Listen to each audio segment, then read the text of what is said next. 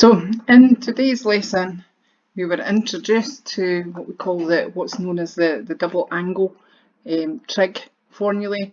So that's these formulae here. The sine 2a equals 2 sine a cos a, and there is only one formulae for sine 2a.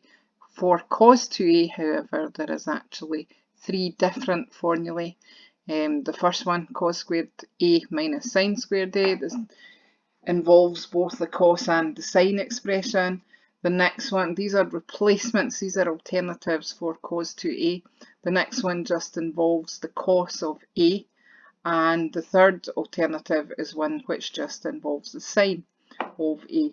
You will see that the replacement, we will be replacing cos 2a with these various expressions, and it does depend what information you're given initially, which one you will be choosing. So here what we're being asked to do is you've been given the value for cos 2a and you're then working backwards to try and work out these expressions for sine a and cos a.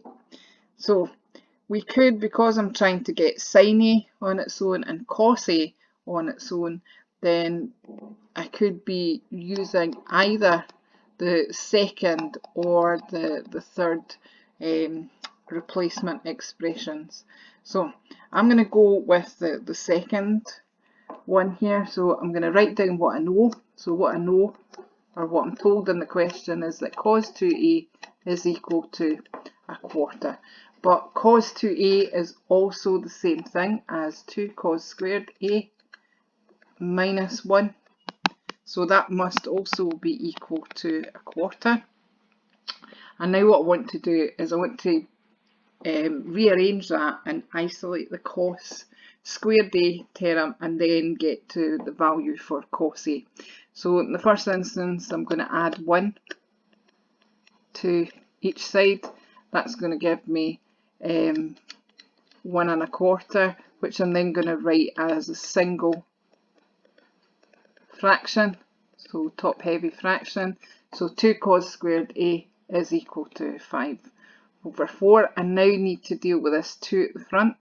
So to get rid of that, I can divide by 2. Another way of saying divide by 2 is to say that I'm going to half on this side. So I'm going to do a half times 5/4. That's going to give me cos squared a is equal to, no cancelling to do with those two fractions, so it just gets me to 5/8. To get from cos squared a to just cos a, I need to be able to take the square root, and taking the square root of the whole fraction. That, from our knowledge of surds in National 5 and using our rules, that means that's the same thing as saying it's the square root of 5 over the square root of 8. So I've now got an expression for the cos of a, which was what we were asked to do for part B. However, my answer and the one that's there doesn't quite match, but I can get it to match if I simplify my surd. So simplifying the square root of a, right, from your, again, National 5, simplify square root of 8. 8 can be written as 4 times 2, and that will separate out into root 4 times root 2, which is the same thing as 2 root 2. So actually our cos a value is root 5 over 2 root 2, which is what we were asked to find. Now I could do exactly the same sort of type of process, but instead use the 1 minus 2 sine squared, and I could arrive at an expression for sine a. But you see that was quite a lengthy process. An alternative to that would be to form the triangle. So use the fact that if you know, right, if we know the value for cos a equals square root of 5 over the square root of a. We can use this information to find the value for the sine of a.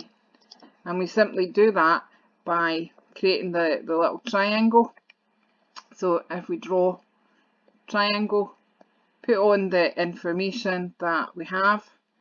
So our information is that we know the cosine of angle A is equal to adjacent side is root 5, hypotenuse is root 8.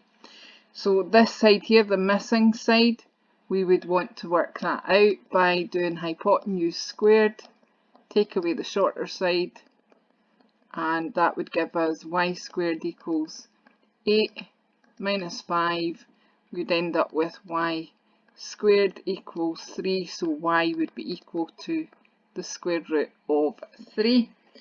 And then from that, we can write down that the sine of A would therefore be equal to root 3 over the root 8, which would be our hypotenuse, but as we know, that is also equal to root 2. So sine A is equal to root 3 over 2 root 2, and we can write there again as required.